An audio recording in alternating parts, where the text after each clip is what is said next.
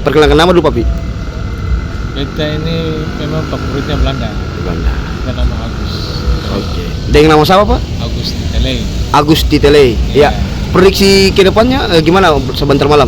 Kalau beta Belanda menang. Berapa kira? 2-0. 2-0. Ya.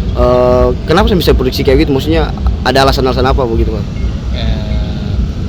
Kalau melihat dari permainan ya, gaya permainan memang Belanda di atas kertas. Atas kertas. Karena Belanda itu pertama udah punya nama, ya kan? Ya. Itulah yang memang kita punya kesebelasan favorit lah. Kesel favorit. Jadi di satu sisi Belanda punya pemain yang kita lihat ini beda dengan pemain seperti kejuaraan dunia yang lalu. Ini kejuaraan dunia kali ini nih semua pada pemain muda yang punya kualitas.